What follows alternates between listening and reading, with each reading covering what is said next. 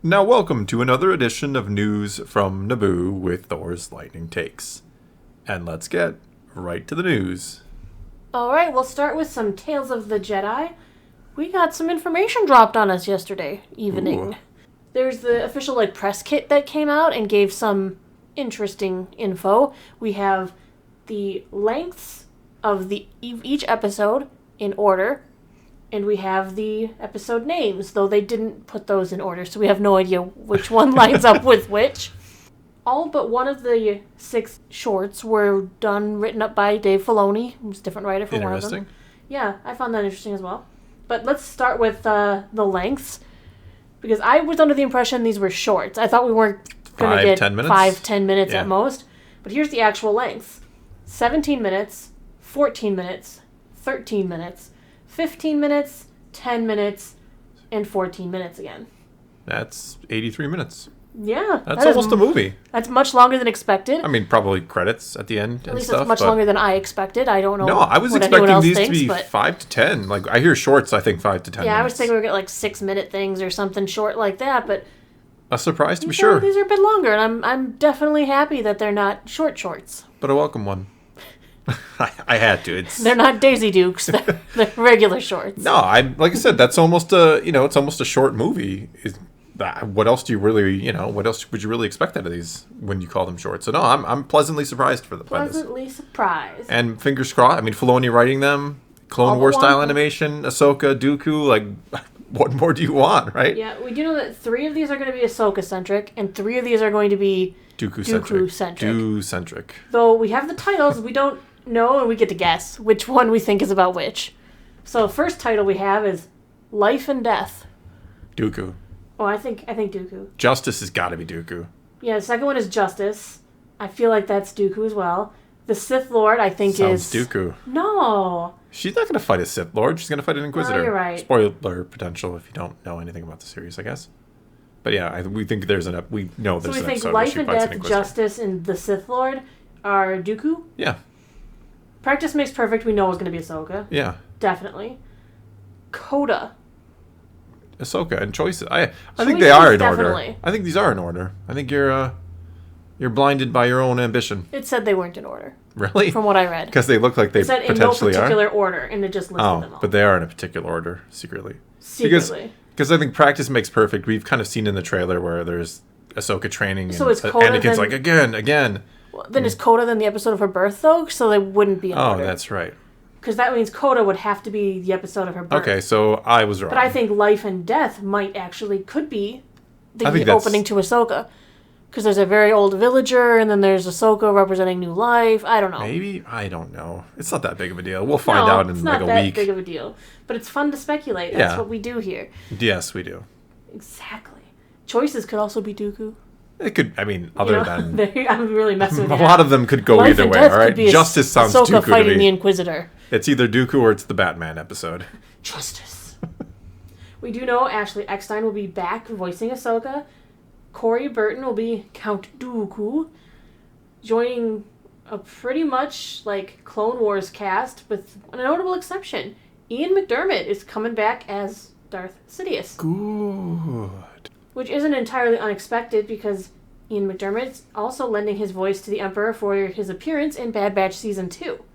Yeah, he said when he did some recording that he kind of did multiple things a while back, so... So he's going to be in Tales of the Jedi, he's going to be in Bad Batch Season 2, and he did have a brief cameo in the finale of I still Obi-Wan think we could Kenobi. I think we could hear him in Andor as well at some point. Hear him. I don't think we'll see him. I mean, we might see a hologram Yeah, I image. think just to feel his presence, maybe walk by a store that's showing a speech given by the great Chancellor. I thought he was going to walk by the store. I was like, well, that'd be No, weird, but... walk by a hollow of him or something. Yeah, I think we'll see kind of a background Addressing speech. possibly the fear that the rebellion might instill, the terrorists It'd that be are so cool attacking. to have Ezra's message and then his response to it, oh, this is kind of BS. Don't listen to this kid from No Name the Fall. I wouldn't listen to anyone politician who came up to me hey guys. I was being sarcastic, but you know what I mean. All right, but for Tales of the Jedi, all 6 episodes are coming next week, October 26th on Disney+. Yay! Excitement. Very, very much excitement. Like I said, I'm surprised. I haven't I'm even happy figured with out the how we're episode reviewing length. these yet. If we're going to do a mass review, if we're going to split it up and do one review for the Dooku episodes, one review for the Ahsoka episodes. Kind of give us a feel on what you'd like. Yeah, it's going to be difficult. I mean, now that they're longer, I expected short stuff in one video. I don't know. Now it's interesting. No, now you get what you get. And because we can't go a video without talking about it, our next story today is more Andor. Well, we haven't talked about Andor since yesterday. Yesterday, yeah. I wonder if we'll be talking about it tomorrow. No chance talking about Andor on Andor release day. Actually, probably won't be on this channel. That's the funny part. All right, so Tony Gilroy kind of explores the nuance of Andor. This article that I found was published on StarWars.com. As the executive producer, he's going to kind of tell us why it's important to get behind the heroes and the villains of his story. Get behind the villains? He's well, telling us to be evil?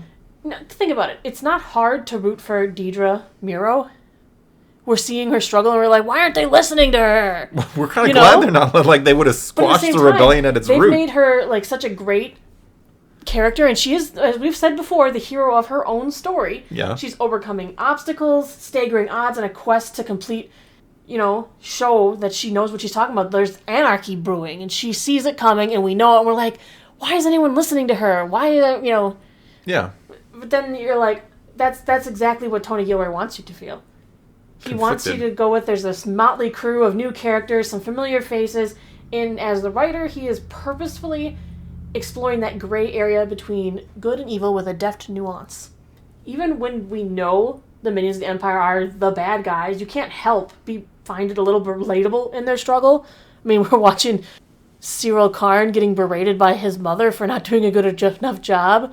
We're seeing Deidre Morrow getting dejected and upset that she's not feeling that she's doing enough for her job, that they aren't listening to her. Yeah. And these are relatable feelings.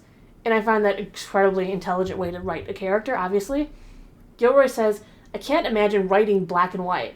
I mean, I have believed in every villain I've ever written, You've really got to believe in them. You've got to love them.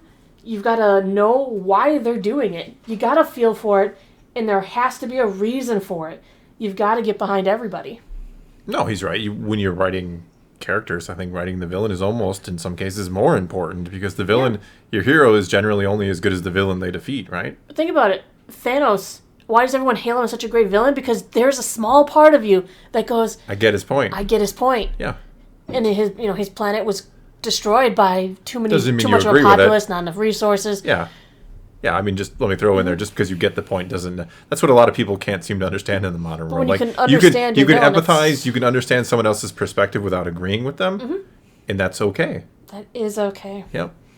For Miro in particular, Gilroy was kind of hoping to build a sense of empathy from the audience. He says, you go quite a few episodes where there's this woman who's fighting her way up in a male environment. There's this person that's really trying. I'm on her side, and she's doing the right thing, and other people aren't listening. She's good at her job. And then all of a sudden you go, oh my god, I wish she wasn't so good at her job. If you've been rooting for somebody all that time, can you stop rooting for them just because they have some occupational flaws? I don't know. I know you've actually talked about this with Cyril Karn, about how we're like, oh, he's hunting Andor, and that's supposed to be our hero character, and he's hunting Andor, so he's the bad guy. Job. But he's really just a guy trying to do his job. Yeah, Andor, especially from his perspective, Andor murdered two, security officers. He wants to find the murderer. So we're cheering for a murderer because we know he's supposed to be the hero. Because he's supposed to be, yeah. Andor does explore new territory, giving Cassian an origin and a home planet populated by a thriving community of average people. Yeah. There's not Jedis among them. They're not in the core worlds doing important things. It's just average people going about daily lives. Just a simple man trying to make his way in the galaxy, some might say. Gilroy says this is a chance to do a show about the ordinary people of this galaxy and these tectonic revolutionary pressures that are being put on them from all sides. Thrillers are always people under pressure. Usually there's an outer problem, but what's great is all of the outer pressure that weighs down on people exposes all of their other problems that they've got going on in their lives. So if someone's marriage is bad, whether you're going to inform on the neighbor across the hall puts a whole new pressure on that. It's regular people under pressure, and in a thriller, that's the buy-in from the beginning. Yeah, I mean, I don't know that Star Wars hasn't always been about average people. I mean, again, Luke Skywalker, he's just... I know he's the son of the chosen one and all these things now in kind of hindsight, or thanks to the prequels. But I mean, originally he's just a kid growing up on a farm on Tatooine who gets thrust into adventure, right? Right. Well, even with seeing Mon Mothma's family, all of the extra pressure that has to exist because she's trying to do the right thing is exuding all of this pressure, and you're just waiting for this to boil over. They're going to have one of them shouting matches. There's daughters involved. It's going to be bad, yeah. It's going to implode, and it's just a matter of time. Yeah. Gilroy also introduced the world of Kenari, the kind of Lord of the Flies tribe of children living unsupervised in the jungle. He says he's on a planet that's been environmentally destroyed, and all of the adults have died. It's a bunch of kids that have been left to fend for themselves, and they get into some trouble, and he gets separated from the pack. They have died. Interesting way to put it. They Killed, died. What the hell happened to them? I don't know. They've died. They died. It was important to Gilroy that fans could become immersed in the Ferrix culture from the start, and although we've never visited this planet before in Star Wars storytelling, you can feel this tight-knit community of scrappers and salvagers, and it has familiarity. What I love about hearing all of this is, again, I'm talking a lot on the other channel in my videos about kind of the logistics behind everything, where you actually put thought into how these things work, instead of just putting it on screen and being like, well, this is a cool thing, and the fans are going to just accept it. That he thinks about why it works, right? Right. Like he wants these environments, he wants these planets or these communities to feel like they could actually function. Not that you're just, a wondrous place in the Star Wars galaxy. No, this is a real place in a real galaxy. I love his approach to it. I wish more of the Star Wars writers would kind of take this approach sometimes. Absolutely. We spent a lot of time building it with a big social structure and all its own hierarchies and rules and allegiances, Gilroy says.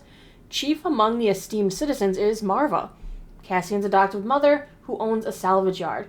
She's a daughter of Ferrix, and she's a big proponent of Ferrix. And like Deidre, Marva is flawed but relatable. She's done her best. She loves Cassian as much as she possibly could love him. When we start the show, he's a bit of a disappointment to her. He's not trending in the right direction, to say the least. Throughout the season, we'll get a deeper appreciation for their bond, their relationship through all 12 episodes. It's very emotional between the two of them. So we are going to see a lot more of her. So good chance we are going back to Ferrix very soon. Hooray! Even though Ferrix kind of seems occupied now. So good luck, Cassian. At its heart, this first season of Andor is taking us along for the journey Cassian Andor must take to become a rebel hero, who we know from Rogue One.